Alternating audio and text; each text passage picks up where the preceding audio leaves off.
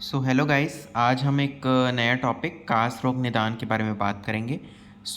कास होता क्या है? तो क्या है, आयुर्वेद में हिक्का, श्वास तथा कास के स्थान एवं कारण समान होते हुए भी दोनों को इस आधार पर पृथक किया जा सकता है कि हिक्का श्वास के वेग के समय कोई पदार्थ बाहर नहीं निकलता, जबकि कास रोग में कफ एवं पित्त बाहर निकलता है। तो ये एक डिफ्रेंशिएटिंग पॉइंट है, आप ध्यान रख सकते हो। बहुत ही कॉमन सा पॉइंट है, लेकिन आपके लिए बेनिफिशियल है। ठीक है। कास रोग में उदान वायु की प्रधान विकृति मिलती है तथा प्राण वायु का अनुबंध रहता है। देखना, आप श्लोक पढ़ना उदान वायु का। उरास्थान मुदनस्य नासा नाभि गलांश शरेत, नासा नाभि गलांश शरेत। तो गले से रिलेटेड रहता है उदान वायु। तो इसमें क्या होता है कि सबसे पहले जो है उदान वायु की विकृति होगी, देन प्राण वायु का उसमें रिलेशन रहेगा। ठीक है। सामान्य बोलचाल की भाषा में इसे खांसी आना कहते हैं। ठीक है। अब क्या है कि कांस अनेक व्याधियों जैसे कि क्षय हो गया, शोष हो गया, इसके निदानार्थकार रोग होता है। ठीक है। अब इसका क्या है कि कांस जो है वो एक लक्षण है, मतलब एक बोल सकते हो सिम्टम है, एक इंडिपेंडेंट वो एक डिजीज़ उसको एकदम से नहीं बोल सकते हैं, किसी के कारण वो चीज़ होती है। जैसे देखना, कफ एंड कोल्ड होगा, किसी को फीवर होगा तब खांसी होती है ना। तो एक एकदम से बोल नहीं सकते कि एकदम ही एक इंडिपेंडेंट ये है, लेकिन इसको भी एक व्याधि के रूप में माना गया है। ठीक है। और इसके विशेष चिकित्सा जो है वो भी की जाती है। ठीक है। तो हम जो है निरुक्ति की बात करते हैं कि कास शब्द जो है दो विधियों से सिद्ध होता है। ठीक है। कसगतो कसनाद कासा, कस्ति सिरा कंठा ऊर्ध्व गच्छति वायुरीति कासा, कसगतो इत्यास्मात् कसनाद कासा। ठीक है। कि अर्थात कसनाद कासा, कस गति शतनयो, इस धातु से ऊर्ध्वगति अर्थ में कास शब्द से सिद्ध होता है।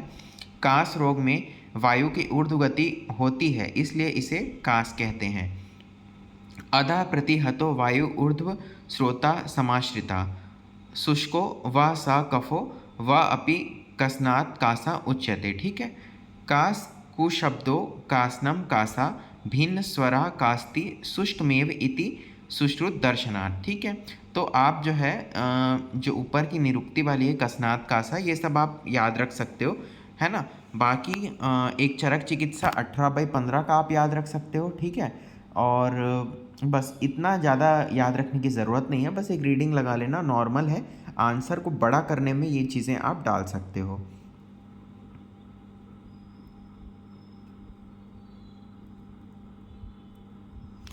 ठीक है। तो यहाँ पे एक सुश्रुत उत्तर तंत्र का 52/5 का श्लोक है। प्राणो हृदानु अनानुगता प्रदुष्टा स भिन्न कान स्वन तुल्य घोषा, निरेति वक्त्रात् सहसा स दोषा कासा, स विदारु दाह तस्तु। ठीक है। अर्थात कासनम कासा, इस विग्रह से कास्र कुशब्दे, इस धातु से कास शब्द की सिद्धि होती है। इसमें क्या है, आचार्य सुश्रुत ने, ये आपको ऑब्जेक्टिव टाइप में और पीजी के जो एंट्रेंस होते हैं उसमें ये क्वेश्चन पूछ सकता है कि किसने जो है कांस रोग में प्रकोपित जो होता है, मतलब उसमें सभिन्न कांस से पात्र के समान कुशब्द वाली वायु मुख से बाहर निकलती है। ठीक है। तो ये वाला आप इम्पॉर्टेंट है, बहुत बहुत इम्पॉर्टेंट है, इसको आप ध्यान रखना कि आचार्य सुश्रुत ने बताया है कि जब मनुष्य को खांसी होगी तो उसमें जो है एक जो कांसे का जो बर्तन होता है, पात्र होता है, उसमें से जैसे कि वो फटता है वैसा स्वर निकलता है ना, वैसे ही खांसी में ये निकलता है। तो बहुत बहुत इम्पॉर्टेंट है, इसको आप ध्यान रख सकते हैं। ठीक है। उसके बाद है कि निदान के बारे में बात करेंगे कि वस्तुतः सुश्रुत ने कांस के केवल सामान्य कारणों का वर्णन किया है तथा हिक्का एवं श्वास के जो कारण हैं उनका समावेश करने का अभिव्यक्ति किया है। ठीक है। तो इसको जो है अपन देख सकते हैं कि धूमोप घात द्रस स्थेवेव व्यायाम रुक्ष अन्न निषेवणाच विमार्गत्वाद्वपि भोजनस्य वेगावरोधात् क्षवतोस्थवेव। ठीक है। तो सुश्रुत उत्तर तंत्र 52/4 का श्लोक है। ठीक है। ये श्लोक इम्पॉर्टेंट है, आप याद रख सकते हो, अगर चाहो तो याद रख सकते हो, वरना हिंदी भी अगर याद रखोगे तो भी काफ़ी है। ठीक है, तो सामान्य हेतु क्या होता है, तो धूमोपघात है या धूल इत्यादि कास के प्रमुखता बाह्य कारण है। धूम, रस, रज इत्यादि व्यायाम, रुक्ष अन्न सेवन करने से, भोजन का विमार्गमन, शवथु वेगावरोध करने से। ठीक है, तो ये सामान्य हेतु है। अब है विशेष हेतु, वातज कास, रुक्ष शीत कषाय प्रमितांशनम स्त्रिया वेग धारण मायसो वात कास प्रवर्तका। ठीक है, तो वही है, वातज में जो है रुक्ष शीत हो गया है ना, कषाय द्रव्य हो गया, मतलब जो नॉर्मल हम जो वात में पढ़ते हैं वो ही चीज़ें हैं। ठीक है, इसमें स्त्री भोग और वेग धारण जो है आयास या परिश्रम। स्त्री भोग जो है ये थोड़ा सा अलग पॉइंट है, तो इसको आप अलग से याद रख लेना। ठीक है, बाकी इसका श्लोक भी इजी है, चाहो तो आप याद रख सकते हो। ठीक है, पित्तज कास है ना, इसमें क्या है कि वही है जैसे कि जो नॉर्मल कटु तीक्ष्ण उष्ण ये सब जो पदार्थ हैं, ठीक है, अग्नि सूर्य का ताप या पित्तज कास ये सब से होता है। ठीक है, अब कफज कास है, तो वही है कि सेम जो भी चीज़ें कफ बढ़ाएगी उसको आप याद रख सकते हो। छतज कास है, तो इसमें क्या है, वही कि युद्ध वगैरह लड़ते हैं, बहुत ज़्यादा साहसिक कार्य करते हैं, है ना।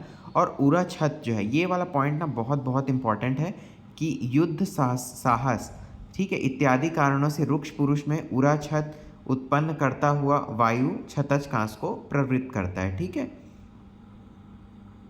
उसके बाद है क्षयज कास। ठीक है, तो अति चिंता, घृणा या एवं शोक, ठीक है, विषम भोजन या असात्म्य भोजन, अति मैथुन, वेग धारण, इन हेतुओं से अग्नि के विकृत होने पर तीनों दोष कुपित होकर देह को क्षीण करने वाले क्षयज कास को उत्पन्न करते हैं। ठीक है, तो कोई एकदम ज़्यादा इसमें याद रखने वाली चीज़ें नहीं हैं, बस आप इसके टाइप्स याद रख लेना। ठीक है, उसके बाद है कि बस नॉर्मल सा आपको ध्यान रखना है। ठीक है, अब इसका सामान्य संप्राप्ति है, तो इसमें क्या है, अधः प्रतिहतो वायु ऊर्ध्व स्रोता समाश्रिता उदान भाव अपाना कंठे सतक तस्थो अर्सी। ठीक है, तो ये आप एक दो लाइन इसका अधः प्रतिहतो वायु ऊर्ध्व स्रोता समाश्रिता, ये चाहो तो एक लाइन आप याद कर सकते हो सामान्य संप्राप्ति में। ठीक है, शुष्को वा सा कफो वा अपि कस्नात कासा उच्यते, ये भी आप ध्यान रख सकते हो। ठीक है, और सुश्रुत उत्तर तंत्र 52/5 का भी श्लोक है, इम्पॉर्टेंट है, बट देखो अगर आपको श्लोक याद नहीं होता है तो आप कोई लोड नहीं है, याद रखो, बट ये श्लोक थोड़ा सा हाईलाइट कर लेना। जैसे ये सामान्य संप्राप्ति है, तो इसका भी आप चाहो तो श्लोक धीरे धीरे आप याद कर सकते हो, बट मेनली जो है कि ऊपर के 2 लाइन भी अगर आप लिख दो और उसके बाद आप हिंदी में एक्सप्लेन कर दो तो कोई दिक्कत नहीं है, पे आप अच्छा मार्क्स मिल जाएगा। बट चाहो तो ये सामान्य संप्राप्ति का श्लोक जो है याद कर सकते हो। सुश्रुत वाला 2 लाइन का है तो वो भी कर लोगे तो ज़्यादा अच्छा है। बाकी मेन चिकित्सा में अपन चरक को प्रेफर करते हैं, तो आप चरक का देख सकते हो। ठीक है, तो इसमें मेनली जो है हम अभी एक बार हिंदी में पढ़ते हैं, पढ़ते पढ़ते एक बार श्लोक को यहाँ पे देखेंगे भी कि श्लोक में बोल क्या रहा है। ठीक है, तो चरक ने क्या बोला है कि जो अपान वायु है, ठीक है, तो अपान वायु क्या करता है कि ऊपर के स्रोतों में जाकर ऊर्ध्व गति वाली हो जाती है, या ऊर्ध्व गति को प्रायः प्राणवायु ऊर्ध्व स्रोतों में जाके उदान वायु से मिलकर सिरा प्रदेश स्थित सभी स्रोतसों को पूर्ण करते हुए मन्या, नेत्र, पृष्ठ, उरु, पार्श्व को पीड़ित करते हुए स्तभित करती है। तो ठीक है, तो इसमें क्या बोला है कि जो अपान वायु है उसमें ऑब्स्ट्रक्शन आ जाएगा, वो जाके प्राणवायु से मिक्स हो जाएगा। उदान वायु में ऑब्स्ट्रक्शन होगा, वो जाके प्राणवायु से मिक्स होगा। उससे होगा क्या, तो उससे होगा ये कि वो क्या है, एक ऑब्स्ट्रक्शन क्रिएट करेगा। ऑब्स्ट्रक्शन क्या करेगा, क्रिएट करेगा, तो उससे क्या होगा कि जो सिर प्रदेश के जितने भी स्रोतस हैं, ठीक है, उसमें ऑब्स्ट्रक्शन करेगा, और उससे क्या होगा कि हनु हो गया, मन्या हो गया, नेत्र हो गया, पृष्ठ हो गया, उर और पार्श्व, इसको पीड़ित करते हुए इसको एकदम स्तभित कर देगा, मतलब एकदम जकड़ा देगा। ठीक है, अब क्या होगा कि शुष्क या कफ युक्त कांस की उत्पत्ति होगी। ठीक है, तो ये श्लोक में वही कहा गया है, तो आप करके सकते हो कि अगर आपको एकदम से नहीं याद हो रहा है पूरा श्लोक तो शुरू का 2 लाइन और लास्ट का 1 लाइन ऐसे डैश डैश करके अगर ये लिख दोगे तो ये एक अच्छा इम्प्रेशन पड़ेगा। बाकी मैं कहूँगा कि चाहो तो दोनों श्लोक को आप लर्न कर लो, क्योंकि दोनों श्लोक थोड़े इम्पॉर्टेंट है ना। एग्ज़ाम में अगर ये आ गया कांस, कांस क्योंकि एक इम्पॉर्टेंट टॉपिक है तो उसकी अगर आप संप्राप्ति में ये श्लोक लिख दिए ना तो आपको मार्क्स अच्छे मिलेंगे। ठीक है, तो इसका एक बार श्लोक पढ़ने की अपन कोशिश करते हैं कि अदा प्रतिहतो वायुर्ऊर्ध्व श्रोता समाश्रिता उदान भाव मपाना कंठे सतक तस्थो रसी आविषय शीर्षा खानी सर्वाणी प्रतिपूर्यन, है ना। अभ्यंजन अक्षिपन देहम हनु मन्ये तथा अक्षिणी नेत्रे पृष्ठ मुरा पार्श्वे निर्भुज्य स्तंभ्यम स्ततः। ठीक है, उसके बाद है शुष्को व सा कफो व अपि कस्नात् कास उच्यते, है ना। तो इसको हमने जैसे अभी एक्सप्लेन किया है सेम इसका मीनिंग वही है। प्राणो हृदानो अनुगता प्रदुष्टा सभिन्न कांस्य स्वन तुल्य घोषा निरेति वक्त्रत सहसा स दोषा कासा स विद्वद्भि रुदाहत तस्तु। ठीक है, वही वाला बात है। ठीक है, सुश्रुत के अनुसार प्रकूपित प्राणवायु उदान वायु से मिलकर फूटे हुए कांसे के पात्र के शब्द के समान शब्द करता हुआ कफ पित्त अथवा दोष सहित मुख से अचानक निकलता है। इस अवस्था को कास कहा गया है। वस्तुतः कास रोग में प्राण एवं उदान वायु की दुष्टि होती है। इसमें प्राण की प्रदुष्टि पहले होती है जो उदान को प्रदुष्ट कर कास को उत्पन्न करता है। वाग्भट ने इस विकार में अपान वायु की प्रदुष्टि बताई है। इस व्याधि में वात दोष के साथ पित्त तथा कफ दोष का भी अनुबंध रहता है, जबकि हिक्का एवं श्वास में प्राणवायु दोष युक्त नहीं होता। ये बहुत बहुत इंपॉर्टेंट पॉइंट है, आप इसको ध्यान रखना कि जो श्वास और हिक्का रोग है इसमें प्राणवायु का इन्वॉल्वमेंट नहीं होता, लेकिन कांस रोग में प्राणवायु का इन्वॉल्वमेंट रहता है। ये आपको स्टेटमेंट बेस्ड क्वेश्चन में पूछ सकते हैं। ठीक है, अब इसका संप्राप्ति घटक हम देखते हैं कि प्रकोपक कारण पेशेंट लेगा, कफ बढ़ेगा, वात बढ़ेगा, इससे क्या होगी, रस की दुष्टि होगी, मल रूपी कफ की उत्पत्ति होगी, है ना। कफ बढ़ेगा तो प्राणवायु में ऑब्स्ट्रक्शन होगा, प्राणवायु की प्रतिलोम गति होगी, वो होगा उदान वायु के साथ मिक्स और उसको डिस्टर्ब करेगा। फिर क्या होगा, मल रूपी उसकी ऊर्ध्वगति होगी, आर्द्र कांस की उत्पत्ति होगी। ठीक है, अब क्या है कि वात का प्रकोप होगा। उसके बाद है वायु की प्रतिलोम गति, विशेषकर अपान वायु ऊर्ध्व गति होगी। प्राणवायु की प्राकृत गति के अवरोध, प्राण का उदान वायु से अनुगत होना, परस्पर विपरीत गति के कारण एक प्रकार की संघर्ष, प्राण की उदान वायु की गति प्राप्त करना, कंठ प्रदेश में इन दोनों का प्रकोप। ठीक है, उसके बाद है प्राणवायु का बाहर निकलना, कांस से पात्र वही शुष्क कांस की उत्पत्ति। ठीक है, तो इसको 2 पार्ट में डिवाइड करके आपको इसको बनाना पड़ेगा। ठीक है, एक जगह पे आपको अपान वायु शो करना है, एक जगह पे प्राण, क्योंकि दोनों ही इसमें दुष्ट हो रहे हैं। ठीक है, एक जगह कफ प्रकोप दिखाना, एक जगह वात। तो इस प्रकार से आपको इसको बनाना पड़ेगा। ठीक है, तो ये आप लर्न ही कर लोगे तो ज़्यादा बेटर है, क्योंकि अगर नॉर्मल अपने समझने के लिए करोगे तो वही है कि वात का प्रकोप होगा, है ना, स्रोतसों में ऑब्स्ट्रक्शन होगा, तो उससे क्या होगा, प्राण वायु और अपान वायु की दुष्टि होगी, वो अपने जो विमार्ग गमन हो जाएंगे, उदान वायु के साथ मिक्स होंगे और कांस रोग की उत्पत्ति करेंगे।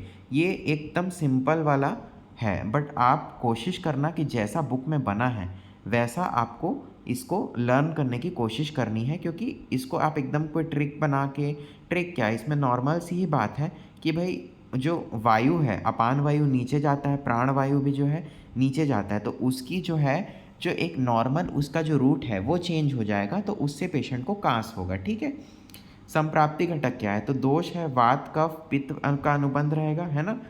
रस में रस और अन्न इसमें दुष्य होंगे, श्रोतस प्राणवाह रसवाह अन्नवाह, गला इसका अधिष्ठान होगा, संग और विमार्ग गमन होगा, मंदाग्नि स्वभाव आशुकारी है, और साध्यता असाध्यता में नवीन साध्य है, जीर्ण कष्ट साध्य है, अपच है और क्षतज याप्य है। ठीक है, तो अब आगे हम जो है इसका जो है देखो यहाँ पे भी इसके प्रकार वगैरह दिए हैं, तो हम तो इसको पढ़ चुके हैं। अब आगे जो है नेक्स्ट क्लास से हम इसके पूर्व रूप वगैरह से देखेंगे, और इसके बाद जो है ये चैप्टर हम नेक्स्ट वीडियो में कोशिश करेंगे कि कंप्लीट कर दें।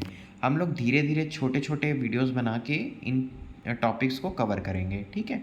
So thank you for joining the video, and please keep like, share and subscribe to the channel. Thank you.